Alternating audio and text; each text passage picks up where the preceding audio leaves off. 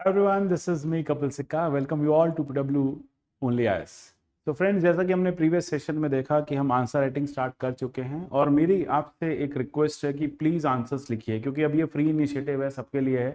तो इसका तो आई गेस बेस्ट यूटिलाइजेशन आपको करना चाहिए, क्योंकि ऐसे इनिशिएटिव्स यूजुअली नहीं मिलते हैं और कहीं नहीं मिलते हैं। यहाँ पे ओनली आइस ने एक बहुत इंपॉर्टेंट आपके लिए एक पहल की है, काफ़ी इंपॉर्टेंट। हमने अपने एंड से एक इनिशिएट किया है एक आइडिया को। तो आप प्लीज़ पीडब्ल्यू के इस आइडिया को, इस पीडब्ल्यू की इस पहल को यूटिलाइज करिए, so that you are able to write good answers for the mains examination. आज हम इसी सेशन में आगे बढ़ते हैं और अगला अपना जो टॉपिक है that is about polity. Polity काफ़ी इंपॉर्टेंट सब्जेक्ट हो जाता है when it comes to polity mains में। So that basically gives you around 150 marks question. So वहाँ एक हमारी ड्यूटी हो जाती है that we should not we should make the best utilization of this very subject. So polity पे हम आगे बढ़ते हैं। आंसर राइटिंग फ्री प्रोग्राम है अपना। आंसर राइटिंग में आपको क्या करना है, आपको इस पर्टिकुलर टेलीग्राम चैनल को ज्वाइन कर लेना है। इस टेलीग्राम चैनल में आपके पास एक प्रैक्टिस ग्रुप है, ये पीडब्ल्यू का प्रैक्टिस ग्रुप है। यहाँ पे फ्री आंसर राइटिंग सेशंस हम करा रहे हैं, तो आपको आंसर लिखना है और इन पर्टिकुलर सेशंस को देखना है। स्टार्ट करते हैं। पहला question, devolution of powers to local bodies is crucial for effective governance, but several issues impede its success. Discuss। यानी क्वेश्चन दो पार्ट्स में ब्रेक कर रहा है। क्वेश्चन ये कह रहा है कि जब हम बात करते हैं devolution of the powers to the local bodies, devolution of the powers to the local bodies is a very essential concept. ये हमने देखा कि डिवोल्यूशन जो है वो डिसेंट्रलाइजेशन लेके आता है, वो एम्पावरमेंट लेके आता है, वो बेनिफिट टू द मासेस लेके आता है। तो ये बात तो क्वेश्चन भी मान के चल रहा है, लेकिन वो कह रहा है कि प्रॉब्लम इस कॉन्सेप्ट में नहीं है, प्रॉब्लम है इसके इंप्लीमेंटेशन में। यानी ये जो डिवोल्यूशन है, ये जो इफेक्टिव गवर्नेंस है, इसमें कुछ मेजर इश्यूज हम यहाँ फेस कर रहे हैं। तो यहाँ ये क्वेश्चन कहता है कि क्या इश्यूज हम यहाँ पे फेस कर रहे हैं। तो क्योंकि 150 मार्कर है, तो सबसे पहले देखिए ऐसे क्वेश्चन में आप क्या करेंगे, आप बताएंगे व्हाट एग्जैक्टली इज डिवोल्यूशन की। जब हम बात करते हैं कि डिवोल्यूशन ऑफ पावर है क्या, कैसे डिवोल्यूशन हुआ, क्या हुआ डिवोल्यूशन में, और कैसे हाउ डिवोल्यूशन हैपेंड। तो जब हम डिवोल्यूशन की बात करेंगे सो ऑब्वियस ही बात है हम यहाँ इसके कुछ फीचर्स ऐड करेंगे। We need to write the features of devolution and ultimately then we have to evaluate its success. Discuss करना है, तो बताओ क्या ये सक्सेसफुल आइडिया रहा and how not was it successful. तो क्या क्या इसमें लकूनाज रहे। अब देखो लिमिटेशंस हैं, लकूनाज हैं, 10 मार्कर है, तो अल्टीमेटली आपको एक पॉजिटिव नोट पे आंसर को एंड करना है। Answer to be end on the positive note. आपको इसी पॉजिटिव नोट पे इस आंसर को एंड करना है। तो डिवोल्यूशन में कैसे डिवोल्यूशन हुआ है, क्या डिवोल्यूशन में किया गया है, क्या सक्सेसफुल हुआ, इश्यूज क्या रहे, और फाइनली एक कैसे पॉजिटिव नोट पे हमें से एंड करना है। जैसे अगर हम आंसर की बात करें तो को डिमांड क्या है क्वेश्चन की, को डिमांड ये है कि 73rd 74th कॉन्स्टिट्यूशनल अमेंडमेंट किए गए, अर्बन लोकल बॉडीज में, पार्टिसिपेटरी गवर्नेंस में, सस्टेनेबल डेवलपमेंट में, इस तरह से हुआ। ये एक तरीका है अपना आंसर लिखने का। दूसरा हम सीधा डिवोल्यूशन की बात कर सकते हैं। जैसा मैंने बताया क्या होता है devolution, devolution transfer of power होता है, फंक्शंस होता है, फाइनेंसेस होता है from higher levels of the government to the local bodies. अब इसी डेवोल्यूशन की अगर हम बात करें तो ये डेवोल्यूशन में आप सीधा जंप कर सकते हो, 10 मार्कर है। इस डेवोल्यूशन में अपने ने कुछ चैलेंजेस फेस किए हैं, हमने यहाँ पे कुछ चैलेंजेस फेस किए हैं, तो हम बता देंगे कि क्या क्या यहाँ पे स्ट्रक्चरल चैलेंजेस हैं, फंक्शनल चैलेंजेस हैं, ठीक है, तो ये बता सकते हैं। लेकिन आप पहले ये भी बताएंगे किस तरह से क्रूशल है, मैंने बात की क्या फायदे हैं कि देखो प्रॉक्सिमिटी है, सिटीजन्स डायरेक्ट डेमोक्रेसी में पार्टिसिपेट कर पाते हैं, क्विक डिसीजन मेकिंग है, क्विक इंप्लीमेंटेशन ऑफ रूल्स है, तो सब कुछ क्विक है। अकाउंटेबिलिटी ट्रांसपेरेंसी हाई होती है, क्योंकि लोकल लेवल पे लॉस बन रहे हैं, तो ऑब्वियसली बात है अकाउंटेबिलिटी जैसी चीजें जो हैं वो हाईएस्ट होती है। मैं कहूँगा हाई नहीं होती, हाईएस्ट होती हैं। तो अकाउंटेबिलिटी है, स्ट्रेंथ हो जाती है यहाँ पे ग्रास रूट डेमोक्रेसी की, और अल्टीमेटली सर्विस डिलीवरी जो है वो काफी बेटर होती है। तो यहाँ पे हम क्या समझते हुए चल रहे हैं कि डेमोक्रेसी डिसेंट्रलाइजेशन ने एक इफेक्टिव डेमोक्रेसी को, इफेक्टिव गवर्नेंस को जन्म दिया है। आपका एक पेज यानी पहला पूरा पेज इसी बात पे जाएगा, ठीक है। अब चलते हैं दूसरे पेज पे, क्वेश्चन का दूसरा पेज, आंसर का दूसरा पेज। अब कमियां हैं, बातें सारी सही हैं, लेकिन कमियां तो हैं। क्या कमियां हैं? Funds, function and functionaries. हमेशा हम क्लास में पढ़ते हैं 3F की प्रॉब्लम तो भूलना ही नहीं है। आप इस 3F की प्रॉब्लम से 10 मार्कर तो सेल थ्रू कर ही जाओगे। 3F की प्रॉब्लम बता दो कि 3F में क्या क्या इश्यूज हैं। यही 3F की जो प्रॉब्लम है वही मेजर प्रॉब्लम है। फंड्स नहीं है, फाइनेंसेस नहीं है, हायर अथॉरिटी से सपोर्ट नहीं है, ठीक है। Then at the larger level जो है वो पंचायत का डिवोल्यूशन इफेक्टिव नहीं हुआ, पावर्स का डिवोल्यूशन इफेक्टिव नहीं हुआ, ठीक है। सो ये सारी चीजें हम बता सकते हैं कि this is something not highly, capacity deficit है, इनइफेक्टिव डिवोल्यूशन है, पावर इम्बैलेंस है, करप्शन है, मिसमैनेजमेंट है, ये सारी चीजें हम बात कर सकते हैं।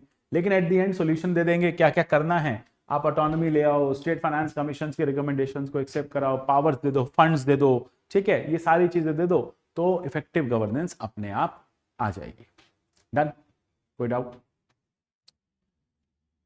नेक्स्ट चलते हैं, कैसे डिसरप्शन हुआ in parliament and state legislature. चलो इस क्वेश्चन को यहां से पढ़ते हैं, जब आंसर के साथ क्वेश्चन पढ़ते हैं तो आधा दिमाग वैसे ही नहीं चलता। How do disruptions in parliament state legislatures impact legislative accountability.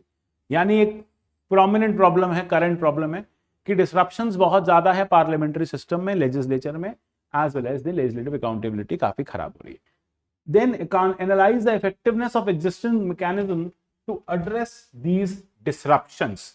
In disruptions को address करने के लिए अपने पास क्या क्या मैकेनिज्म है।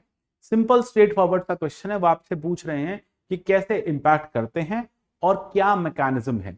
तो this topic is again very straight forward, 10 marker है। 10 मार्कर में सीधी सी बात है, पहले आप बता दो कि एक डेटा से, ऐसे क्वेश्चंस को ना आप डेटा से स्टार्ट कर सकते हो। 17th लोकसभा का डेटा आपके पास जरूर होगा, पीआरएस का डेटा आता है, ठीक है। देन उसके बाद अलग अलग थिंक टैंक्स का डेटा आता है, तो आप एडीआर का सर्वे आप लिख सकते हो। दैट वहां पे आप बता सकते हो कि रिसेंटली हमने एक मेजर क्राइसिस देखी है कि लगभग राज्यसभा ने 36% और लोकसभा ने 16% ऑफ अपना टाइम जो है वो खो दिया इन डिसरप्शंस। अब ये डिसरप्शंस जो हैं बड़े प्रॉब्लमैटिक हुए, इन डिसरप्शन से मेजर इश्यूज हुए। अब इन डिसरप्शंस का प्रॉब्लम क्या आया? इन डिसरप्शंस का प्रॉब्लम ये आया कि इफेक्टिव फंक्शनिंग नहीं हो पा रही है पार्लियामेंट्री सिस्टम की। हुआ क्या? लेजिस्लेटिव ओवरसाइट वीक हो गया, लॉज जो है वो पास नहीं हो पा रहे, पब्लिक ट्रस्ट जो है वो मिसिंग है। देन उसके बाद ऑपोजिशन का रोल भी यहां पर जो है वो कर्टेल हो गया, क्योंकि संसद ठीक से चली नहीं, पार्लियामेंट ठीक से चली नहीं, तो ऑपोजिशन का रोल यहाँ पे काफी कर्टेल्ड देखा गया, ऑपोजिशन बहुत ज्यादा फंक्शनल नहीं हुआ। देन उसके बाद फिस्कल अकाउंटेबिलिटी को भी अंडरमाइन कर दिया गया। कैसे? रिसोर्सेज खराब हुए, रश हुआ। हम कई बार देखते हैं कि एक दिन पार्लियामेंट चलाने में हमारा बहुत ज्यादा एक्सपेंसेस आता है, 4 करोड़ रुपए डे का खर्च हो जाता है। तो this is something which is highly problematic. अब इसको कैसे ठीक किया जा सकता है? देखो, आप कोई लॉ तो नहीं ला सकते, कोड ऑफ कंडक्ट ला सकते हो। कई बार ऐसा होता है हर चीज लॉ से नहीं रोकी जा सकती, कोड ऑफ कंडक्ट लाया जा सकता है। जैसे जब हम मीडिया की प्रॉब्लम की बात करते हैं, हम वहां भी कोड ऑफ कंडक्ट की बात करते हैं। पार्लियामेंटेरियंस के लिए भी कोड ऑफ कंडक्ट हो। भाई पार्लियामेंटेरियंस की भी तो कोई ड्यूटी है ना, पार्लियामेंटेरियंस की ये पार्लियामेंट है, उनकी भी अकाउंटेबिलिटी है, उनकी भी ड्यूटी है कि वो इस पार्लियामेंट को ठीक से रखें। तो यहां पे आ गया, अकाउंटेबिलिटी है। विप सिस्टम आप ला सकते हैं। स्पीकर का डिस्क्रिशन अगेन एक इंपॉर्टेंट है कि स्पीकर जो है वो डिस्क्रिशन के साथ फंक्शन करे। तो कल अल्टीमेटली आप कैसे इसको ठीक कर सकते हैं? फिर आप डिसिप्लिनरी मेजर्स ला सकते हैं, पब्लिक अकाउंटेबिलिटी जो है उसको भी आप इंश्योर कर सकते हैं। तो हम जब ये सारे आइडियाज को इंश्योर करेंगे तो ऑटोमेटिकली हम क्या देखेंगे? सिस्टम जो है वो काफी फंक्शनल और इफेक्टिव हो गया है, ठीक है। तीसरा क्वेश्चन की बात करते हैं, सीएजी की बात कर लेते हैं। क्वेश्चन कहता है that CAG is probably the most important officer in the constitution of India. No doubt article 148 ये बात हमें बताता है। कैसे बताता है?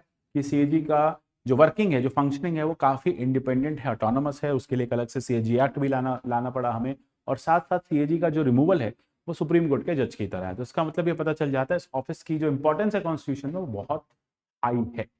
तो CAG probably most important officer है कॉन्स्टिट्यूशन ऑफ इंडिया में। इस कॉन्टेक्स्ट में बताइए कि कैसे चैलेंजेस सीएजी के हम ओवरकम कर सकते हैं, ठीक है। क्वेश्चन लिख पाएंगे? सबसे पहले बता देंगे सीएजी क्या है, सीएजी का फंक्शनिंग बता देंगे।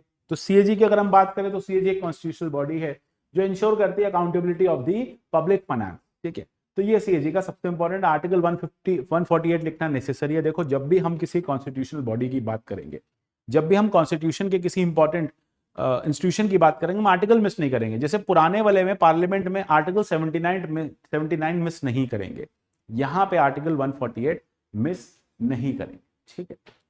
तो आपने बता दिया परफॉर्मेंस क्या है, सिग्निफिकेंट ऑडिटिंग फाइंडिंग्स हैं, पॉलिसी एंड गवर्नेंस पे काफी काम किया है, प्रमोट की है ट्रांसपेरेंसी, जुडिशियल रिकॉग्निशन है और मॉडर्नाइजेशन एंड टेक्नोलॉजिकल अडेप्टेशन है। दूसरी बात देखते हैं चैलेंजेस क्या है।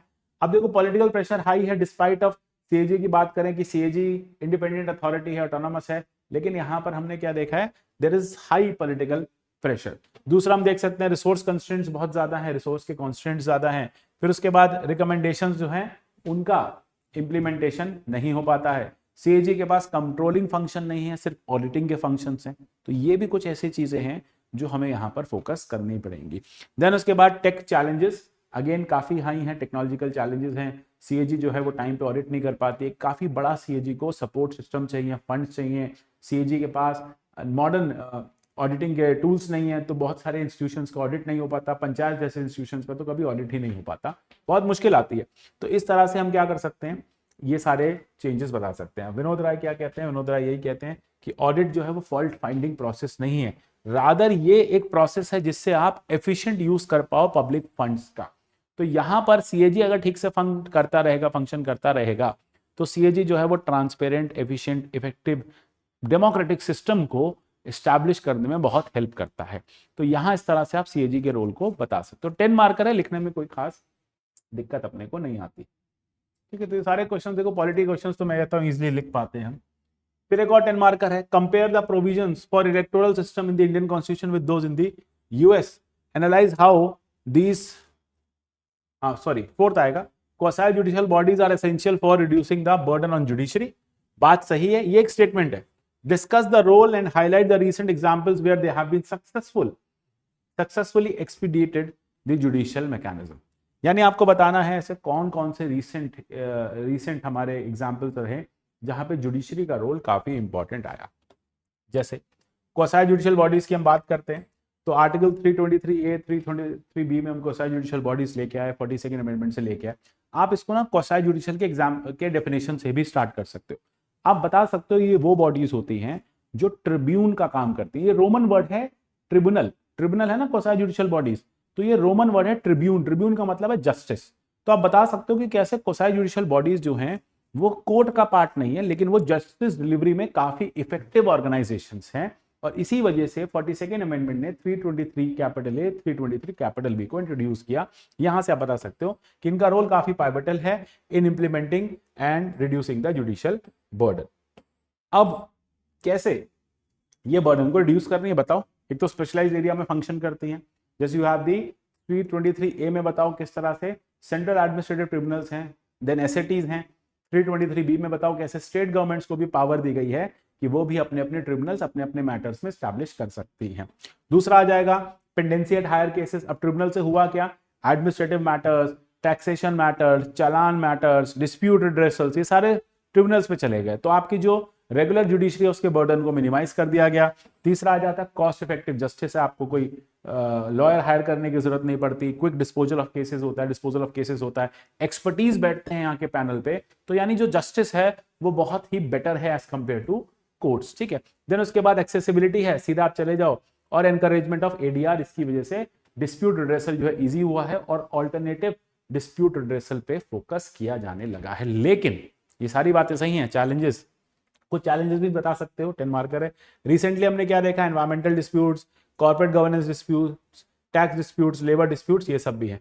इसमें एक चीज आप और ऐड कर सकते हो कि ये सारी बातें अपनी जगह सही हैं, लेकिन कैट का भी जो फंक्शनिंग है ना, या फिर जो अपने ट्रिब्यूनल्स का फंक्शनिंग है, उसमें बड़ी प्रॉब्लम आई। जैसे 2021 का गवर्नमेंट का ऑर्डिनेंस, पार्लियामेंट का ऑर्डिनेंस, जिसमें सेंट्रलाइजेशन ऑफ दी ट्रिब्यूनल्स कर दिया गया, जिसमें सेंट्रल गवर्नमेंट ने कंट्रोल ले लिया ट्रिब्यूनल्स के अपॉइंटमेंट का, ट्रिब्यूनल्स के फंक्शनिंग का। ये चीज आप ऐड कर सकते हो। दूसरा, फंड्स नहीं है ट्रिब्यूनल्स को स्टैब्लिश करने के, जुडिशियल मिनिस्ट्री ऑफ जस्टिस जो है उतने फंड्स नहीं एलोकेट कर पाती। तीसरा, ट्रिब्यूनल्स के साथ जो मेजर प्रॉब्लम आता है वो आता है with regard to the functioning. अब क्या फंक्शनिंग है, जैसे एल चंद्र कुमार केस में कोर्ट ने क्या कहा कि ट्रिब्यूनल्स के जो मैटर्स हैं वो आप सीधा सुप्रीम कोर्ट नहीं ले जा सकते। लेटर से अगर आप ट्रिब्यूनल से हैप्पी नहीं है तो आप हाई कोर्ट में जाओगे। ठीक है, ओरिजिनली ट्रिब्यूनल से हम सुप्रीम कोर्ट जाते थे, एल चंद्र कुमार केस में कहा कि ट्रिब्यूनल से आप हाई कोर्ट में जाओगे। अब इससे क्या हो रहा है, हाई कोर्ट लेवल पे फिर से केसेस बढ़ने लग गए। तो जिस ट्रिब्यूनल को हम लेके आए थे to minimise the burden of the courts, वही ट्रिब्यूनल्स कोर्ट के बर्डन को फिर से हाई कोर्ट लेवल पे बढ़ा रहे हैं। यानी शिफ्ट ऑफ बर्डन हो गया, जो जो बर्डन पहले लोअर कोर्ट्स पे बनता था वो बर्डन अब जाके हाई कोर्ट पे बनने लग गया है। तो शिफ्ट ऑफ बर्डन यहाँ पे एक इसका ड्रॉबैक है, बट नेवरदलेस सारी बातें अपनी जगह सही हैं। ट्रिब्यूनल्स जो है वो one of the most cost effective idea है। ट्रिब्यूनल्स जो है वो एक ऑल्टरनेटिव डिस्प्यूट रेजोल्यूशन का पार्ट है, और जिसने हमारी लोकल जुडिशरी को या मॉडर्न जुडिशरी को काफी ज्यादा सपोर्ट किया है। इस तरह से आप एक पॉजिटिव नोट पे क्वेश्चन को एंड करेंगे। फिर बात करते हैं, compare the provisions for electoral system in Indian constitution with those in the United states. ठीक है, अब यहां सिंपल सा है क्वेश्चन नंबर 5, कैसे कैसे इलेक्टोरल सिस्टम जो है वो हमें कंपेयर कंट्रास्ट करना। अच्छा, ये क्वेश्चन 15 मार्कर है, तो आप क्या कर सकते हैं, electoral system in constitution with those of the United states, आप सीधा स्टार्ट कर सकते हैं कि दोनों का अपना अपना मेथड है, एक पार्लियामेंट्री सिस्टम है और एक प्रेसिडेंशियल सिस्टम है। ठीक है, दोनों में अपने अपने मॉडल ऑफ वोटिंग हैं। अब आपको कंपेयर एंड कंट्रास्ट जब भी करेंगे तो आप हमेशा टेबुलर फॉर्मेट में करेंगे। नेचर ऑफ इलेक्शन आपने बता दिया, फ्रीक्वेंसी ऑफ इलेक्शंस बता दिया, ठीक है, देन उसके बाद इलेक्टोरल बॉडीज आपने बता दिया, देन उसके बाद वोटिंग मेथड्स क्या है आपने बता दिया, एलिजिबिलिटी बता दिया, रिप्रेजेंटेशन बता दिया। अच्छा, इस पे इंपैक्ट क्या है डेमोक्रेटिक फंक्शनिंग पे, क्योंकि इसका जो क्वेश्चन नंबर सेकंड पार्ट है वो कहता है analyse this frameworks influence democratic functioning during national crisis. अब देखो, नेशनल क्राइसिस में हम क्या होते हैं, हम इमरजेंसी ले आते हैं, हम सेंट्रलाइज हो जाते हैं। तो वहां पे इंडिया में क्या है, इंडिया में बेसिकली सेंट्रल टेंडेंसीज हैं, वहां पर अभी भी फेडरल टेंडेंसीज हैं। Centralisation, decentralisation, voter accessibility versus voter system, crisis response policies क्या है, जैसे आप यहाँ पे फेस इलेक्शंस कर सकते हैं, वहां पे क्या है, लोकल चेंजेस स्टेट्स ला सकती है। तो ये बहुत फैक्चुअल क्वेश्चन है, इस पर मैं बहुत ज्यादा नहीं जाऊंगा। ऐसे क्वेश्चंस देखो, जितने भी कंपैरिजन ऑफ कॉन्स्टिट्यूशंस आ रहे हैं, अगर आप प्रीवियस 10 साल का पेपर एनालाइज करोगे तो इस पर्टिकुलर पार्ट में से क्वेश्चंस बहुत फैक्चुअल आ रहे हैं, क्योंकि जब वो कंपेयर करने को बोलेंगे ना तो आपसे फीचर का कंपैरिजन करने को बोल देंगे। तो उसके लिए अब आपको फीचर्स रटने पड़ेंगे, आपको पता होने चाहिए एग्जैक्ट फीचर्स क्या हैं। ये क्वेश्चन हम एनालिसिस से तभी सॉल्व कर पाएंगे जब हमारे पास एक फ्रेमवर्क होगा कंटेंट का। तो आपको यहाँ पे फ्रेमवर्क ऑफ कंटेंट पे फोकस करना है। Next comes, what are the reasons for implicit separation of powers in India, do you think India should move towards strict separation of power. Again हम वही बात करते हैं, मॉन्टेस्क्यू का सेपरेशन ऑफ पावर पहले बता दो क्या है, क्यों सेपरेशन ऑफ पावर आया, टायरेनी को रिमूव करने के लिए, कंसंट्रेशन को हटाने के लिए सेपरेशन ऑफ पावर जैसा सिस्टम लाया गया। इस तरह से आप सेपरेशन ऑफ पावर को बता सकते हैं।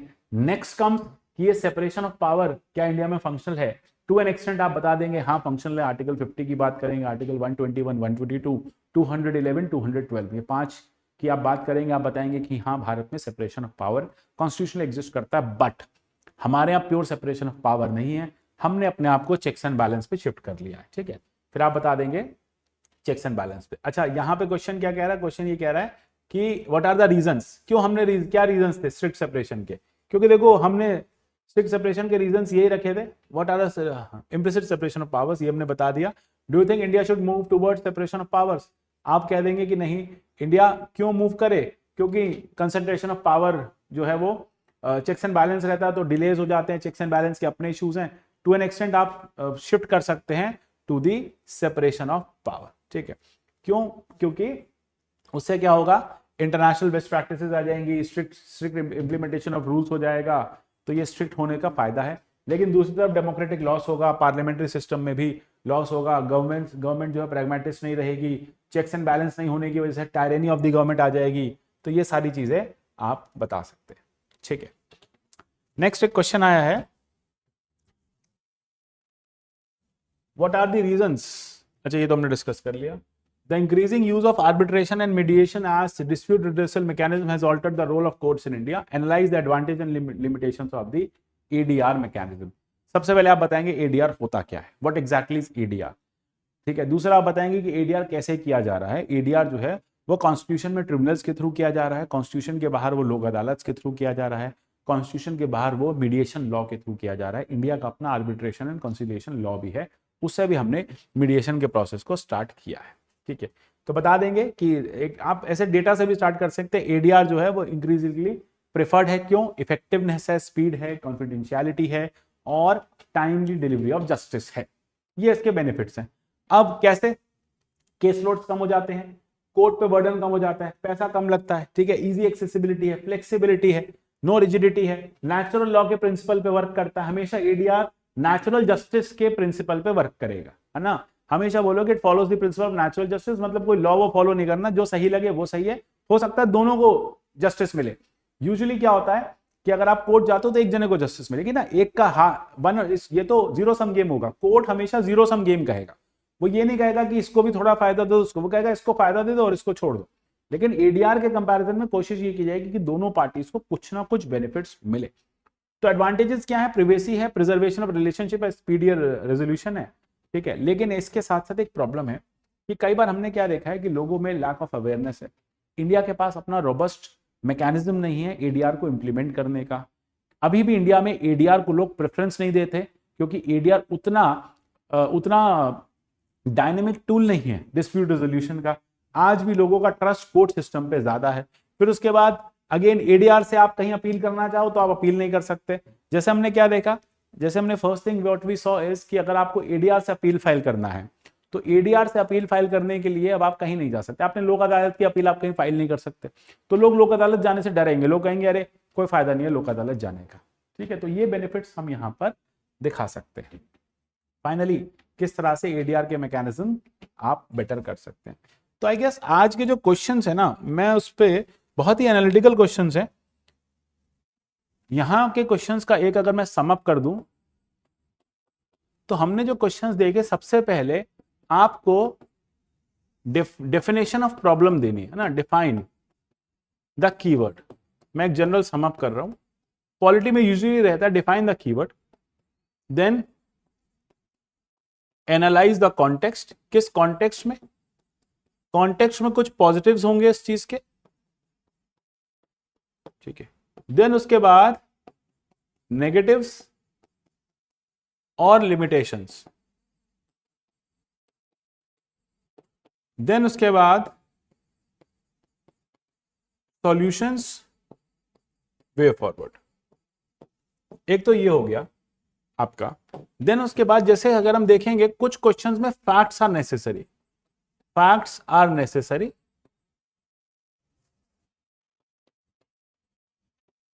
और कहीं पे डेटा, डेटा आपको कहां कहां चाहिए, डेटा आपको चाहिए working of parliament, working of parliament पे चाहिए, वर्किंग ऑफ जुडिशरी पे चाहिए, आपको majorly data working of institutions पे ही चाहिए, ठीक है। जहां पे आपसे वर्किंग ऑफ इंस्टीट्यूशंस पूछा जाए तो आप वहां पे एक डेटा सेट जरूर रखो अपने पास, मेंस लिखने से पहले आपके पास एक डेटा सेट होना चाहिए कि वर्किंग ऑफ इंस्टीट्यूशंस, ठीक है, या वर्किंग ऑफ दी पार्लियामेंट। तो इस तरह से इनके वर्किंग पे आपको फोकस करना पड़ेगा।